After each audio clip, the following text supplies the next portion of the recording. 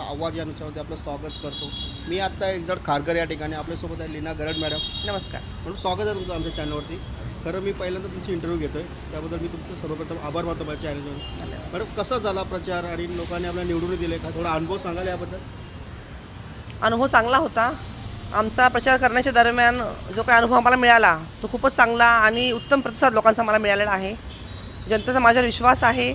तसेच आम्ही महाविकास आघाडी म्हणून सर्व उमेदवार रिंगणात उभे राहिलो, त्याच्यामुळे एकमेकांचं बळ आम्हा एकमेकांना मिळालं आणि सोबत जनतेचाही विश्वास होता आपल्यावरती. त्याच्यामुळे जनतेने आपल्याला भरघोस मताने विजयी केलेला आहे. त्यामुळे सर्व जनतेचे मतदार बंधूंचे मी मनापासून त्यांचे आभार मानते. असाच विश्वास कायम आमच्यावर ठेवा हीच मी विनंती करते.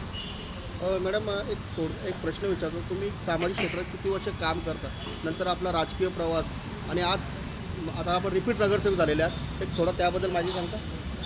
मी राजकारणात गेले 15 वर्षापासून आहे. तसं तर पूर्वी आम्ही ग्रामपंचायतचं इलेक्शन लढवलेलं आहे 2014मध्ये. त्यावेळेसुद्धा चांगला प्रतिसाद आपल्याला मिळालेला होता. तेव्हा कॉलनी फोरम म्हणून आपण एक संस्था स्थापन केली. ती होती कॉलनीच्या जनतेसाठी.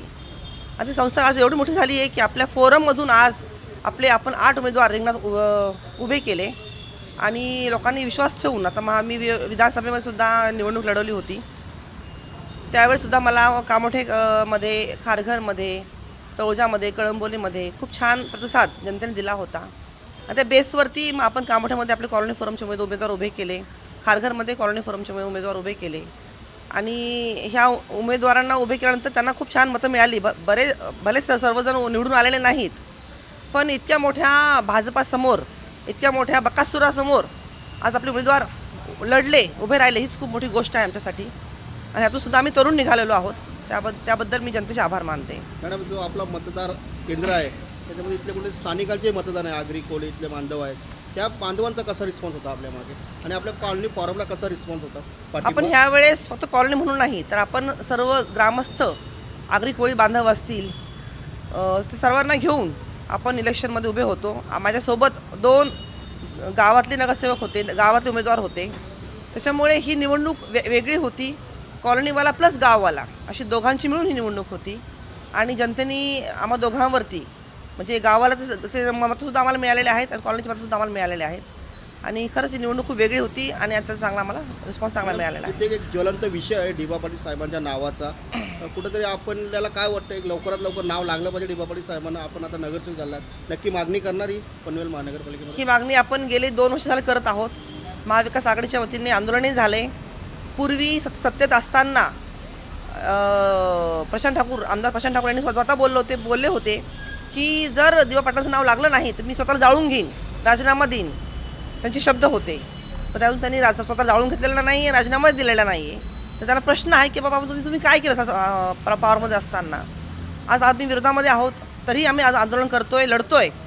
फक्त आम्हाला आश्वासन मिळत आहेत, अजूनपर्यंत नाव लागलेलं नाही आहे. आपण महानगरपालिकेमध्ये मागणी करणार आताच्या पहिल्याच बैठकीमध्ये लवकरात लवकर नाव लागावं डी.बा. पाटील साहेबांचं? नक्कीच. उमेदवार मला बोलले की आम्ही निवडून पहिला तिथे गेलो हा विषय मांडणार.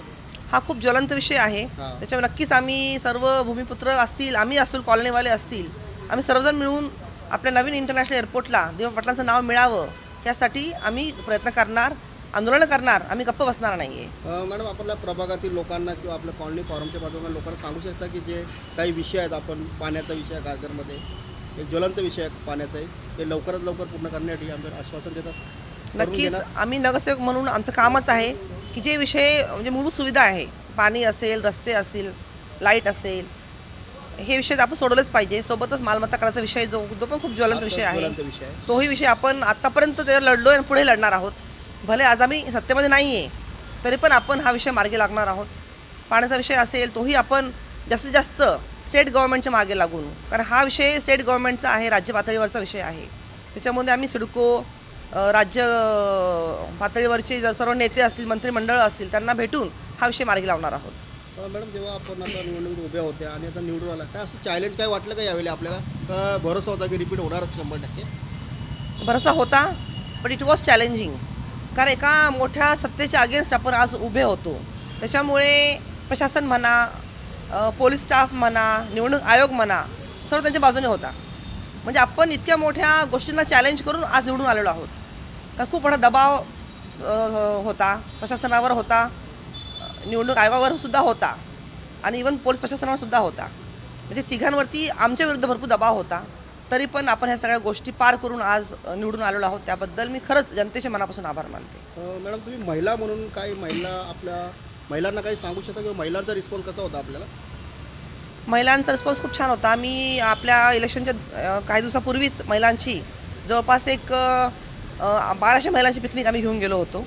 त्याच्यामुळे महिला तर खूप खुश होत्या आपल्यावरती. आणि मध्ये मध्ये माझे महिला बचत गट आहेत संपूर्ण खारघर सेक्टर 12मध्ये. ते बचत गट आपल्यासोबत होती. त्याच्यामुळे महिलांचा विषय काही नव्हता. महिला माझ्यासोबत होत्या सर्वजण. नक्कीच मॅडम, एक पनवेल महानगरपालिकेचे मतदार आणि आपल्या मतदारांना एक शेवटचं काय सांगता? धन्यवाद. मी पनवेलकरांचे आभार मानते की आपण माझ्यावर विश्वास ठेवून जे मला भरघोस मताने विजय केलेला आहे त्याबद्दल आपले आभार. आणि आपलं प्रेम आणि सहकार्य हे कायम आमच्यावर असंच राहू दे हीच विनंती करेल. धन्यवाद. कार्यकर्त्यांनी खरंच खूप मेहनत केलेली आहे. कारण हे काय वन मॅन शो नाही आहे, ही टीम वर्क आहे. पडद्याच्या पुढे आणि पडद्याच्या मागे जे कोण माझे शिलेदार असतील त्यांनी भरघोस काम केलेलं आहे. त्याच्यामुळे त्यांचे मी मनापासून हृदयापासून आभार मानते. नक्कीच आपल्यासोबत झाली ना गरड मॅडम, त्यांनी छान माहिती सांगितलं. मॅडम आमच्याकडून तुम्हाला शुभेच्छा, अभिनंदन निवडून आल्याबद्दल. कॅमेरामॅन दिलीप गायकवाड सोबत सागर पाटील, महाराष्ट्राचा आवाज.